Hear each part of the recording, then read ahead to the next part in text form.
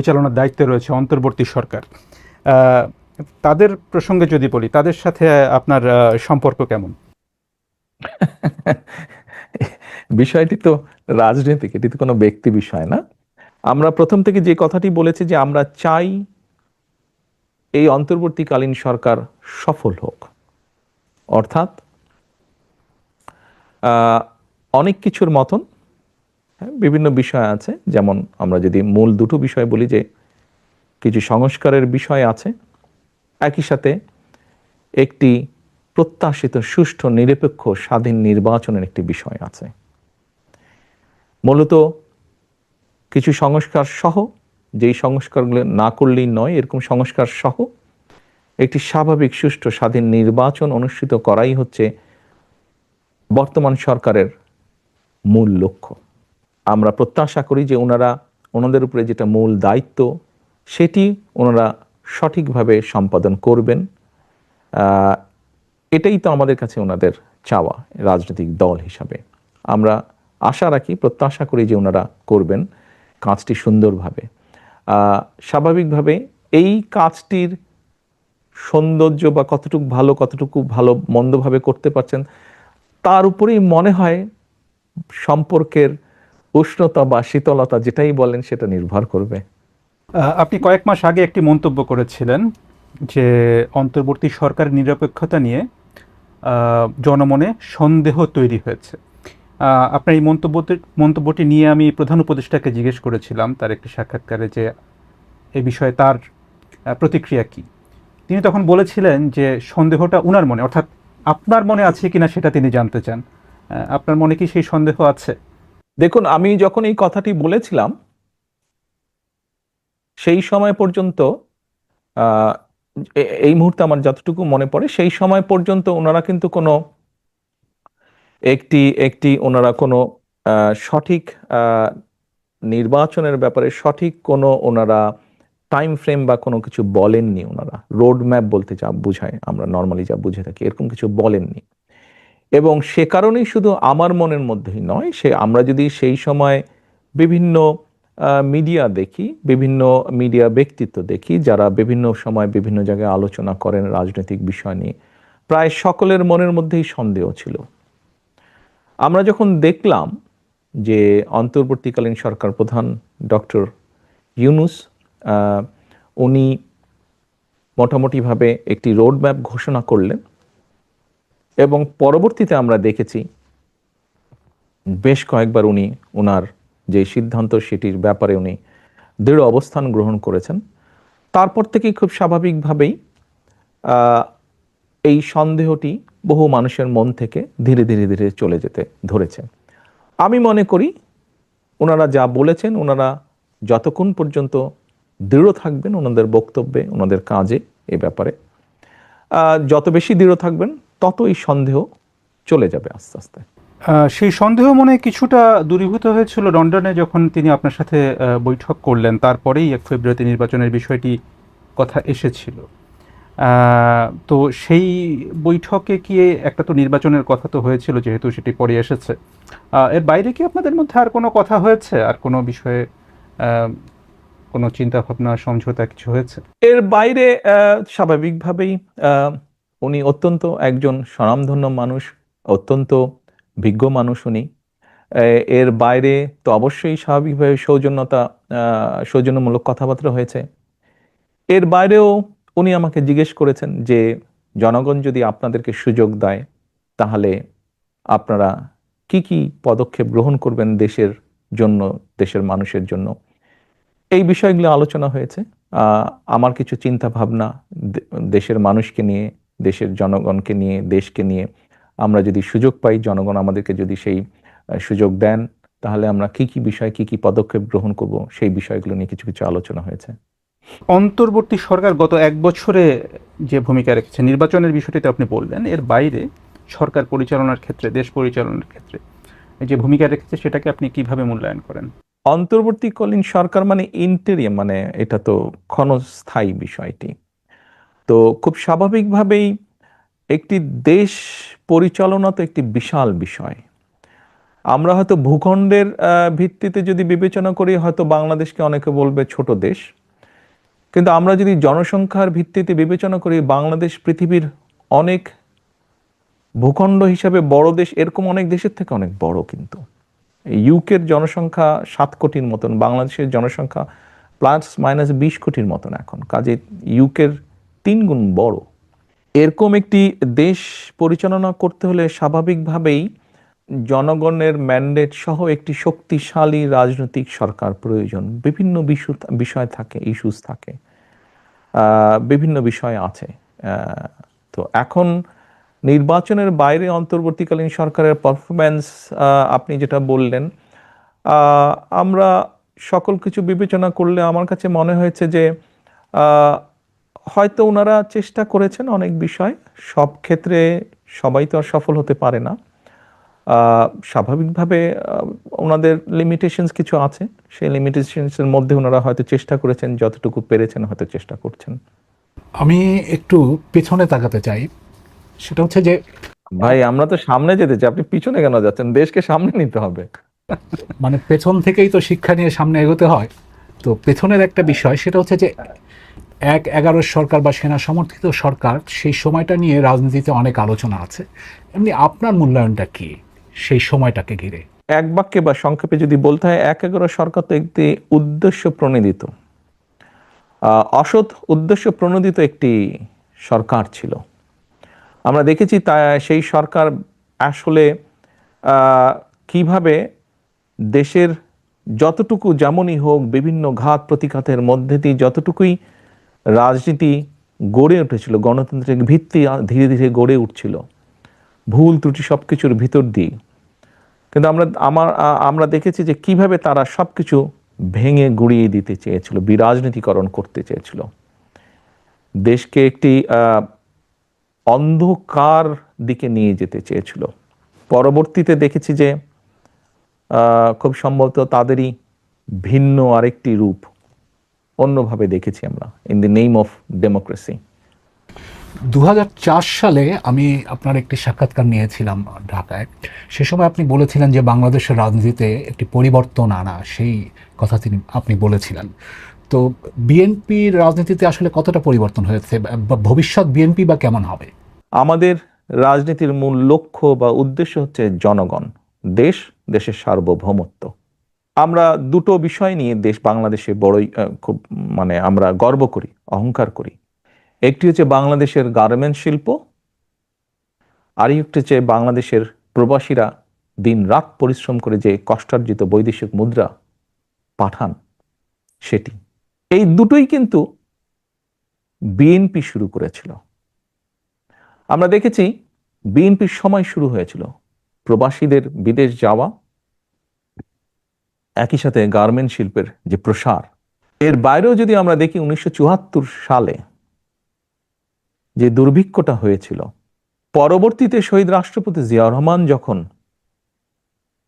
দেশ পরিচালনার দায়িত্ব পেলেন, আমরা দেখেছি কিভাবে ধীরে ধীরে দুর্ভিক্ষ পীড়িত একটি দেশকে খাদ্যে স্বয়ংসম্পূর্ণ করে, শুধু স্বয়ংসম্পূর্ণ না, অল্প পরিমাণ করে হলেও আমরা কিন্তু সেই সময় বিদেশে খাদ্য রফতানি, চাল রফতানি করেছিলাম।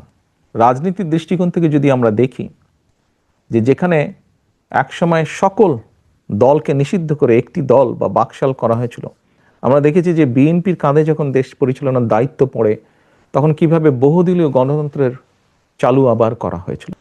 কাজেই বিএনপির কর্ম পরিকল্পনা, ভবিষ্যৎ, আপনি বললেন অতীত থেকে শিক্ষা নিতে হবে। ইয়েস, আমরা অতীতে এই ভালো কাজগুলো করেছি, ভবিষ্যতে ইনশাল্লাহ এই বিষয়গুলো কনসিডারেশন রেখেই আমরা সামনে এগিয়ে যাব। আমাদের অন্যতম মূল লক্ষ্য হবে ভবিষ্যৎ বিএনপির গণতন্ত্রের যে বুনিয়াদ, একটি শক্তিশালী বুনিয়াদ তৈরি করা, জবাবদিহিতা তৈরি করা। কিন্তু বাংলাদেশের রাজনীতিতে একটা অভিযোগ সবসময় থাকে, যখন যারা চেয়ারে বসে জবাবদিহিতার প্রশ্নটা তখন থাকে না, মানে এড়িয়ে যায়। এই ধরনের একটা অভিযোগ সবসময় ছিল সব রাজনৈতিক দল বা যারাই সরকারে এসেছে। দেখুন, অভিযোগ থাকতে পারে। আমি আগেই তো বলেছি, একটি বিষয়ে বিভিন্ন জনের বিভিন্ন রকম অভিযোগ থাকতে পারে। এখন অভিযোগ নিয়ে তো আর বলা যাবে না, কিন্তু অভিযোগটা কনসিডারেশন অবশ্যই রাখবো। আপনি যেহেতু আমার কাছে জানতে চেয়েছেন, আমি আপনাকে এইটাই বলেছি, আপনি জানতে চেয়েছেন ভবিষ্যৎ কেমন হবে। আমি আমার অভিজ্ঞতা দিয়ে যা দেখেছি, বুঝেছি, জেনেছি, আমি আপনার সামনে সেটাই তুলে ধরলাম। অভিযোগ এই দেশেও আছে, কিন্তু আপনি যা জানতে চাইছেন, এটি তো আমি একমাত্র সুযোগ যদি পাই, আমি ইনশাল্লাহ সুযোগ পেলে পরে তখন আস্তে আস্তে জিনিসটি প্রমাণ করা সম্ভব হবে। হ্যাঁ, এটাও বাস্তবতা, প্র্যাগমেটিক কথা যেটা, বাস্তব কথা যেটা, আমি সুযোগ পেলে যে সাথে সাথেই বিষয়টি হবে তা না। কারণ আমি সুযোগ পেলে আপনাকেও বুঝতে হবে, আপনিও কিন্তু দেশ গঠনের একটা পার্ট। কাজেই আপনার মতন এরকম লক্ষ কোটি মানুষকে বিষয়টি বুঝতে হবে। শুধু এতটুকু বলতে পারি যে yes, we are committed, we will try our best to perform best to do that. জবাবদিহিতার কথা বলছিলেন, এই প্রসঙ্গে বলি, গত 15 বছর আপনি নির্বাসনে থেকে দলকে নেতৃত্ব দেওয়ায় এটা একটা ভিন্ন পরিস্থিতি। নেতৃত্ব নিয়ে আপনার চিন্তাধারায় কি ধরনের পরিবর্তন এসেছে, আপনি কি অনুধাবন করেন? গত 17 বছর প্রবাস জীবনে আছি, এবং অনেকগুলো বছর আমি বাংলাদেশের সাথে 5 থেকে 6 ঘন্টা টাইম ডিফারেন্স, ডিস্টেন্স ডিফারেন্স তো আছেই, রিচিং ডিফারেন্স একটা ডিফিকাল্টিস তো আছেই। এটি একটি বেশ কষ্টসাধ্য ব্যাপার। এক্ষেত্রে প্রথমেই আমি আমার পরিবার, অর্থাৎ আমার স্ত্রী এবং আমার সন্তানকে আমি এখানে ধন্যবাদ দিতে চাই। কারণ তাদের সহযোগিতা না থাকলে হয়তো এই ডিফিকাল্ট কাজটি করা আমার জন্য আরো ডিফিকাল্ট হতো। ওনাদের সহযোগিতা ছিল, সেজন্য আমার পক্ষে সম্ভব হয়েছে। একই সাথে আমি আবারও ধন্যবাদ দিতে চাই আমার হাজারো লক্ষ নেতাকর্মীকে, যারা এই ডিফিকাল্টিজের মধ্যে থেকেও আমাকে সহযোগিতা করেছেন দলকে সুসংগঠিত রাখতে, দলকে রাজপথে নিয়ে যেতে, শত অত্যাচার বাধা বিঘ্নর মাঝেও জনগণের কথা তুলে ধরতে, জনগণের দাবির ব্যাপারে সোচ্চার থাকতে। আপনি জিজ্ঞেস করেছেন মনে হয় যে এখান থেকে কি কি দেখেছি, শিখেছি বা জেনেছি। আমি মনে করি যে এই দেশ থেকে ভালো যা কিছু দেখেছি বা শিখেছি, দেশের নাগরিক হিসাবে, এবং যেহেতু আমি একজন রাজনৈতিক কর্মী, হয়তো আমার একটি সুযোগ আছে ভালো কিছু করার জন্য দেশের। যদি আমি ইনশাল্লাহ সেই সুযোগটি পাই, তাহলে সেই সুযোগটিকে যতটুকু সম্ভব দেশের মানুষের জন্য বা দেশের জন্য কিছু করার, এইভাবেই বিষয়টিকে আমি বিবেচনা করি। কূটনীতির প্রসঙ্গে আসি, যে বিএনপি যদি সরকার গঠন করে, তবে কূটনীতির ক্ষেত্রে বিএনপির মূলনীতি কি হবে? Good question. বিএনপির মূলনীতি একটাই, সবার আগে বাংলাদেশ। কূটনীতির ক্ষেত্রে বিএনপির নীতি সবার আগে বাংলাদেশ, আমার জনগণ, আমার দেশ, আমার সার্বভৌমত্ব। এটিকে অক্ষুণ্ণ রেখে, এটি স্বার্থ বিবেচনা করে, এটি স্বার্থকে অটুট রেখে বাকি সবকিছু। এটা কি বৈশ্বিক রাজনীতির একটা প্রভাব বলা যায়? কারণ আপনি যদি বিভিন্ন দেশে দেখেন, এমনকি ডোনাল্ড ট্রাম্পও আমেরিকা ফার্স্ট একটা স্লোগান দিয়ে কিন্তু এসেছিলেন। না, ওদেরটা ওরা বলেছে, আমি ভাই বাংলাদেশি, আমার কাছে বাংলাদেশের স্বার্থ বড়, আমার কাছে বাংলাদেশের মানুষের স্বার্থ বড়। কাজে কে কি বললো আমার কিছু যায় আসে না, আমার হচ্ছে সবার আগে বাংলাদেশ। সিম্পল, কমপ্লিকেট করার কিছু নেই, এটা সিম্পল ব্যাপার। আচ্ছা, বিগত সরকারের সময় বাংলাদেশের প্রতিবেশী দেশ ভারতের সাথে যেই সম্পর্ক ছিল, সেটা নিয়ে অনেক সমালোচনা রয়েছে। তো ভারতের সম্পর্কে আপনাদের নীতি কি হবে, ভারতের সাথে সম্পর্কের বিষয়ে? আমার মনে হয় আপনি একটু আগে যে প্রশ্নগুলো সেখানে বোধহয় আমি ক্লিয়ার করে দিয়েছি ব্যাপারটা। আমি ক্লিয়ার করেছি পুরো ব্যাপারটা, সবার আগে বাংলাদেশ।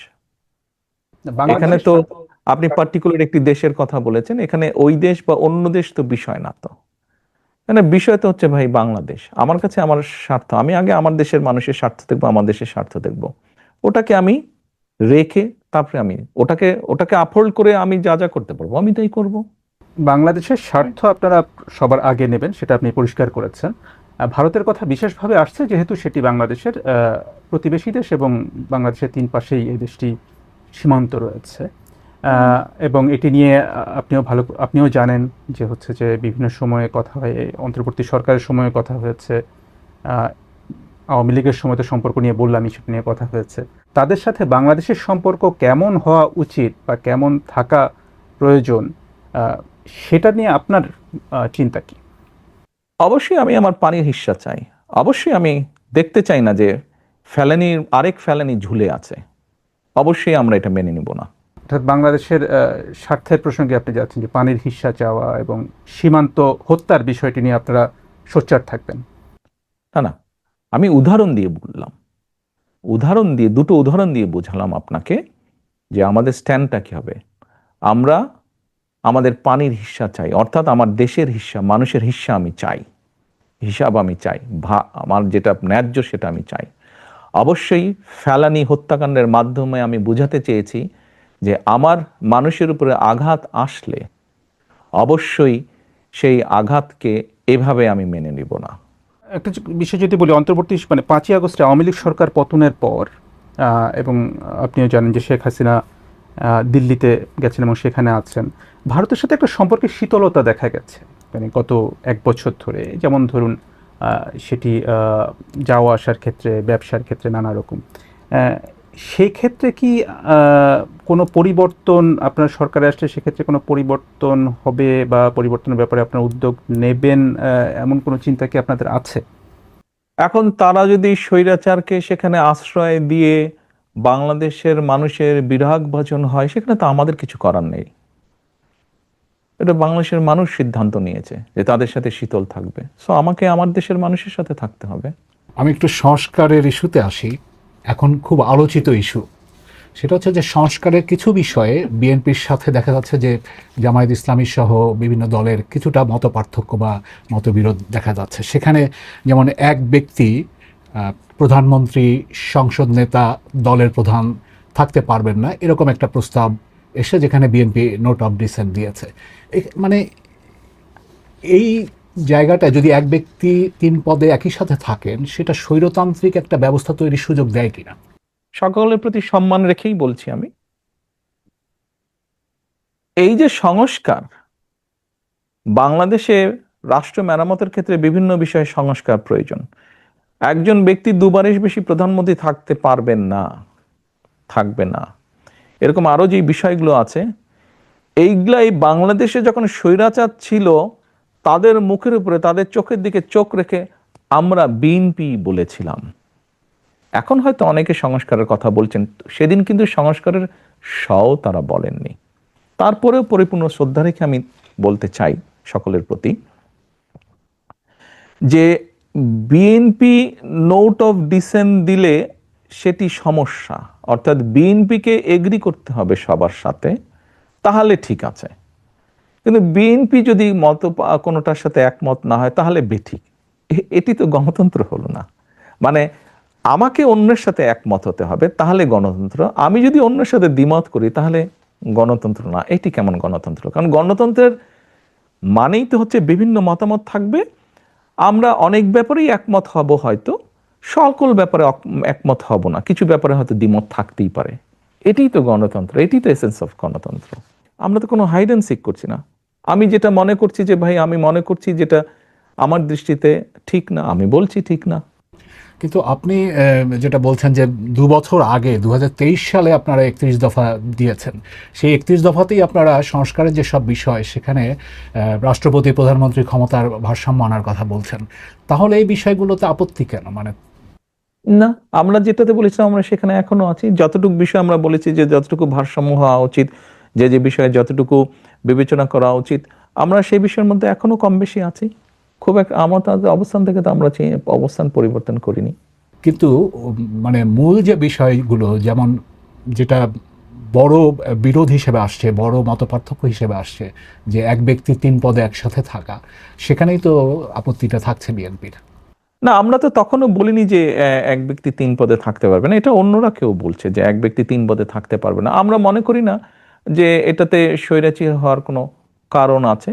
আমরা তো দেখেছি স্বৈরাচারের সময়ও তো আপনার তার আগে তো তত্ত্বাবধায়ক সরকারের ব্যবস্থা ছিল, কিন্তু তাদের 2/3 মেজরিটি ছিল, তারা টু থার্ড মেজরিটি 2008 সালে তারা নিয়েছিল, তারা ওটাকে চেঞ্জ করে ফেলেছে, তত্ত্বাবধায়ক ব্যবস্থা রাখেনি। 2001 সালে তো বিএনপিরও টু থার্ড মেজরিটি ছিল, তো বিএনপি তো চেঞ্জ করেনি। বিএনপির তো যেহেতু জনগণ মনে করে যে তত্ত্বাবধায়ক সরকার থাকলে একটি নিরপেক্ষ নির্বাচন হবে, বিএনপি টু থার্ড থাকার পরেও তো বিএনপি চেঞ্জ করেনি। কাজেই এক ব্যক্তির হাতে থাকলেই যে স্বৈরাচার হবে তা না, এটি নির্ভর করে ব্যক্তি টু ব্যক্তি। শুধু আইন চেঞ্জ করলেই সবকিছু সঠিক হয়ে যাবে না। এই সংস্কারের বিষয়গুলোতে যে জায়গাগুলোতে ঐকমত্য হয়েছে, একটা জুলাই সনদ প্রণয়নের কথা, সেটাও বাস্তবায়নের উপায়গুলো নিয়ে বা বাস্তবায়নের পথ নিয়ে কিন্তু দলগুলোর মধ্যে একটা বিতর্ক। সেখানে বলা হচ্ছে যে অনেক দল তারা বলছে যে নির্বাচনের আগেই আইনি ভিত্তি দেয়া বা বাস্তবায়ন করা, আর বিএনপি বলছে নির্বাচিত সংসদ সেটা করবে। তো এই জায়গাটা থেকে বেরিয়ে আসার উপায়টা কি? বিএনপির চিন্তাটা এখন কি? দেখুন, এখানে আবার আমাকে বলতে হচ্ছে আমরা কিন্তু কোনো হাইড অ্যান্ড সিক করছি না। আমরা বলতে পারতাম, যদি আমাদের সেরকম অসৎ উদ্দেশ্য থাকতো, আমরা বলতে পারতাম যে মনের ভিতরে থাকতো একটা, বলতাম আরেকটা, যে ঠিক আছে, ওকে, অসুবিধা নেই, তারপরে ইনশাল্লাহ আমরা সরকার গঠনে সক্ষম হলে আমরা হয়তো করতাম না। তো আমরা যেটা মনে করছি আমরা সেটাই বলছি। তো এখন বিষয় হচ্ছে, দেখুন এখানে একটি গুরুত্বপূর্ণ বিষয়, ইম্পর্টেন্ট একটি বিষয়। দেখুন, আমরা যদি ইভেন রিসেন্ট যে ঘটনা নেপালেও যদি দেখি, আপনি দেখেন ওরা কিন্তু এত কিছুর মধ্যে যাচ্ছে না। ওরা বলছে যে গুরুত্বপূর্ণ যা বিষয় আছে, সংস্কার বলেন, বিভিন্ন বিষয়, গুরুত্বপূর্ণ যা বিষয় আছে, নির্বাচিত প্রতিনিধি যারা আসবে, জনগণের দ্বারা নির্বাচিত প্রতিনিধি যারা আসবে, তারা সেগুলোর ব্যাপারে সিদ্ধান্ত নেবে। তারপরেও বাংলাদেশের প্রেক্ষাপট সবকিছু বিবেচনা করে রাজনৈতিক দলগুলো বসেছে, অন্তর্বর্তী সরকার আহ্বান করেছে। এখানে যতটুকু হয়েছে আমরা বলেছি, এখন যতটুকু হয়েছে যেগুলা শুধুমাত্র আইন দিয়ে করলে যেগুলা হয়ে যায় সেগুলা হয়ে যাক, যেগুলার সাংবিধানিক এন্ডোর্সমেন্ট লাগবে সেগুলো আমরা মনে করি যে নির্বাচিত সংসদ হওয়ার পরে সেখানে গ্রহণ করাটাই ভালো হবে। কারণ আপনি যদি নির্বাচিত সংসদের কথা বলছেন, অথচ তাকে বাদ দিয়ে যদি আপনি আউট অফ দি বক্স যদি আপনি কিছু করেন এবং এটা যদি রেওয়াজ হয়ে যায়, তাহলে এটা আমরা মনে করি যে এটা সাংবিধানিকভাবে হোক, আইনগতভাবে হোক, যে দৃষ্টিকোণ থেকে বিচার বিবেচনা করেন না কেন, ভবিষ্যতের জন্য এটা একটি খারাপ দৃষ্টান্ত হয়ে থাকবে এবং সেজন্য আমরা যেটা দেশের জন্য সামগ্রিকভাবে ক্ষতির একটি কারণ হবে, সেজন্যই আমরা এটার সাথে একমত না। এখন বিএনপির যেহেতু 31 দফা আছে, যদিও যেসব বিষয়ে আলোচনায় এসছে অনেক বিষয়ে মিল আছে, তো বিএনপি যদি ক্ষমতায় আসে বা সরকার গঠন করে, তখন 31 দফা নাকি জুলাই সনদ, কোনটা অগ্রাধিকার পাবে? আমরা যেগুলোতে একমত হয়েছি প্রথমে আমরা সেগুলোর উপরেই জোর দিব, সেটা আপনি যে নামেই বলেন না কেন। স্বাভাবিকভাবে আমরা ঐক্যমত কমিশনে যেগুলোতে সকলে মিলে একমত হয়েছি, আমরা প্রথমে সেগুলোতে, আমরা সরকার ইনশাল্লাহ সরকার গঠনের সুযোগ পেলে আমরা প্রথমে সেগুলোতেই অবশ্যই জোর দিব। আর তারপরে আপনি যেটা 31 দফার কথা বললেন, অবশ্যই 31 দফা আমাদের রাজনৈতিক কমিটমেন্ট জনগণের প্রতি। আমরা তো আমাদের 31 দফার মধ্যে যেগুলো এটার সাথে মিলে গিয়েছে, এর ভিতরে যেগুলো মিলে গিয়েছে সেগুলো তো আমরা করবো। এর বাইরে যেগুলো থাকবে 31 দফার মধ্যে আছে কিন্তু এর বাইরে আছে, আমরা আমাদের 31 দফা বাস্তবায়ন করবো, কারণ ওটা তো আমাদের পলিটিক্যাল কমিটমেন্ট। এটাও যেমন পলিটিক্যাল কমিটমেন্ট, ওটাও আমাদের পলিটিক্যাল কমিটমেন্ট। এটা আমরা রাজনৈতিক দলগুলো মিলে একত্রিত হয়ে বলেছি, ওটাও আমরা অনেকগুলো রাজনৈতিক দল একত্রিত হয়েই কিন্তু 31 দফা দিয়েছি। রাজনীতি থেকে একটু ভিন্ন প্রসঙ্গে যাই। আপনাকে সম্প্রতি প্রাণী অধিকার রক্ষা নিয়ে বেশ সোচ্চার দেখা গেছে, সংক্রান্ত অনুষ্ঠানে আপনি যোগ দিয়েছেন। রাজনৈতিক অনুষ্ঠানের বাইরে আপনার পোষা বেড়ালের সাথে আপনার নিয়মিত ছবি দেখা যায় সামাজিক যোগাযোগ মাধ্যমে। তো এটা আপনার কাছে গুরুত্বপূর্ণ হয়ে উঠলো কিভাবে? প্রথমত এখানে একটু ক্লিয়ার করি, বিড়ালটি এটা আমার মেয়ের বিড়াল প্রথমত। তো ও এখন অবশ্য সবারই হয়ে গেছে, আমরা সবাই ওকে আদর করি। বিষয়টি এরকম, শুধু বিড়াল নয়, আমি এবং আমার ভাই যখন ছোট ছিলাম, আমাদের একটি ছোট কুকুরও ছিল। ইভেন তখন আমাদের বাসায় আম্মা উনি হাঁস মুরগি পালতেন, ছাগলও ছিল আমাদের বাসায়, উনি ছাগলও কয়েকটি পালতেন। তো স্বাভাবিকভাবেই আপনি যেই দৃষ্টিকোণ থেকেই বলেন, পোষা কুকুর বিড়ালই বলেন, ও বাই দ্য ওয়ে কবুতরও ছিল আমাদের বাসায়। শুধু কবুতর না, আমাদের বাসায় আপনার ছোট ছোট একটি বিরাট বড় একটি খাঁচা ছিল, সেই খাঁচার মধ্যে কিন্তু পাখি ছিল বিভিন্ন রকমের, এবং আবার আরেকটি খাঁচা ছিল যেটার মধ্যে একটা ময়না ছিল। তো ময়নাটা আমরা বরিশাল থেকে এনেছিলাম। ও আবার বরিশালী ভাষায় কথাও বলতো, টুকটুক করে মাঝে মাঝে কিছু কিছু কথাও বলতো। তো কাজেই এই বিষয়টি হঠাৎ করেই না, এই পশু পাখির প্রতি যেই বিষয়টি, এটির সাথে আমি কম বেশি ছোটবেলা থেকে আমি জড়িত আছি। হয়তো এটি এখন প্রকাশ পেয়েছে বিভিন্নভাবে, বাট এটির সাথে আমি বা আমার পরিবার আমরা অনেক আগে থেকেই আছি। কুকুর বিড়াল ছিল, গরু, ছাগল ছিল, হাঁস মুরগি ছিল, পাখি ছিল, ময়না ছিল, কবুতর ছিল। ধর্মীয় দৃষ্টিকোণ থেকে যদি আমরা চিন্তা করি, মানুষ আমরা, আমাদেরকে আল্লাহ সৃষ্টির সেরা জীব হিসেবে তৈরি করেছেন। আমাদের দায়িত্ব কিন্তু আল্লাহর সৃষ্টি যা কিছু আছে প্রকৃতির, তার প্রতি কিন্তু যত্ন নেওয়া আমাদের দায়িত্ব। এটি একটি বিষয়। আর আমরা যদি মানবিক দৃষ্টিকোণ অথবা আমরা যদি নেচার থেকেও বিষয়টি দেখি, দেখুন, ওরা না থাকলে কিন্তু আমাদের জন্য বেঁচে থাকা কষ্টকর। প্রকৃতি যদি না থাকে, প্রকৃতির ব্যালেন্স যদি না থাকে, এই আলোচনা শুরু হওয়ার আগে কিন্তু আমরা তিনজন কিন্তু, আপনার দুজন এবং আমরা কিন্তু ওয়েদার নিয়ে কথা বলছিলাম। এই ইংল্যান্ডের বা ইউকের ওয়েদার নিয়ে আমরা আলাপ করছিলাম, এবং আমি বলছিলাম যে আমার এই 17 বছর অভিজ্ঞতায় দেখেছি যে ওয়েদার মনে হয় একটু একটু এখানেও চেঞ্জ হয়েছে। আমরা দেখেছি বাংলাদেশে পত্রপত্রিকায় দেখেছি পলিউশন ঢাকা শহরে। নর্মালি আমরা জানি যে একটি দেশের টোটাল অংশের মধ্যে অ্যাটলিস্ট 25% গ্রিন দরকার, বনায়ন দরকার, ফরেস্টেশন দরকার। এই মুহূর্তে বাংলাদেশে আমি যতটুকু জেনেছি এটি 12%-এর মতন, উইচ ইজ ভেরি ডেঞ্জারাস। তো এইগুলো নিয়ে আমরা কাজ করছি কিভাবে আমরা বাড়াবো। তো যেমন এইগুলো আছে, ঠিক একই সাথে এই যে আপনি পশু পাখি বললেন, এই বিষয়গুলো আছে। নেচারকে যদি আমরা মিনিমাম ঠিক রাখতে না পারি, সেখানে মানুষ হিসাবে কিন্তু আমাদের বসবাস করা কিন্তু খুব কঠিন হয়ে যাবে। কাজে আমাদের নিজেদের স্বার্থেই এই বিষয়গুলো বোধহয় করা প্রয়োজন। যে রাজনীতির কথা যেমন আমরা বলছিলাম, রাজনীতিতে যেমন আপনাকে নিয়ে অনেক আলোচনা আছে, স্বাভাবিকভাবেই সামাজিক মাধ্যমে আপনাকে নিয়ে অনেক আলোচনা আছে, এবং আপনি যে পোস্টগুলো করেন সেটা নিয়ে অনেক আলোচনা হয়। আপনাকে নিয়ে অনেক মিমও তৈরি হয়, অনেক কার্টুন হয়। হ্যাঁ, যেমন একটা মিমের কথা যদি আমি বলি, অনেকে শেয়ার করেছিল যে আপনার সাথে আমরা জুমে কথা বলছি, আপনি জুমে বক্তব্য দেন, এটা নিয়ে একটা মিম তৈরি হয়েছে যে ওয়ার্ক ফ্রম হোম। তো এই ধরনের মিমগুলোকে আপনি কিভাবে দেখেন? আমি এনজয় করি, বেশ আমি এনজয় করি। আপনি যদি আমাকে জিজ্ঞেস করেন কিভাবে দেখেন, আমি বলবো যে আই এনজয় দোজ। আপনি দেখেন এগুলো, আপনার চোখে পড়ে? হ্যাঁ হ্যাঁ, চোখে পড়বে না কেন, অবশ্যই চোখে পড়ে। তবে এখানে একটি কথা আছে। আমি যেহেতু সোশ্যাল মিডিয়ার বিষয়টি আসলো, আমার মনে হয় এই বিষয়টি একটু অ্যাড করা উচিত। দেখুন, সোশ্যাল মিডিয়া এমন একটি বিষয়, আমি নিজেও আছি সোশ্যাল মিডিয়াতে কম বেশি। বহু মানুষ আছেন, লক্ষ কোটি মানুষ আছে সোশ্যাল মিডিয়াতে। এটি দিয়ে যেমন খুব দ্রুত একজনের সাথে আরেকজনের যোগাযোগ করা যায়। আমরা মাঝে মাঝে বলি যে দেখেন, অনেক সময় অনেক আলোচনায় আসে, সেমিনার বক্তৃতার আসে, যে ডিনামাইটটা যখন আবিষ্কৃত হয়, ডিনামাইটটা আবিষ্কৃত হয়েছিল আপনার পাহাড় ভেঙে কিভাবে মানুষের চলাচলের জন্য রাস্তাঘাট তৈরি করা যায়, হয়তো কিভাবে চাষের জমি করা যায়, এরকম লক্ষ্যকে সামনে রেখেই, উদ্দেশ্যকে সামনে রেখেই কম বেশি ডিনামাইটের ব্যবহারটা শুরু হয়েছে। কিন্তু পরবর্তীতে আমরা দেখেছি এটি মানুষ হত্যার মতন জঘন্য কাজেও ব্যবহার করা হয়েছে। সোশ্যাল মিডিয়ার ক্ষেত্রে আমি বলতে চাই যে অবশ্যই প্রত্যেকটি মানুষের অধিকার আছে।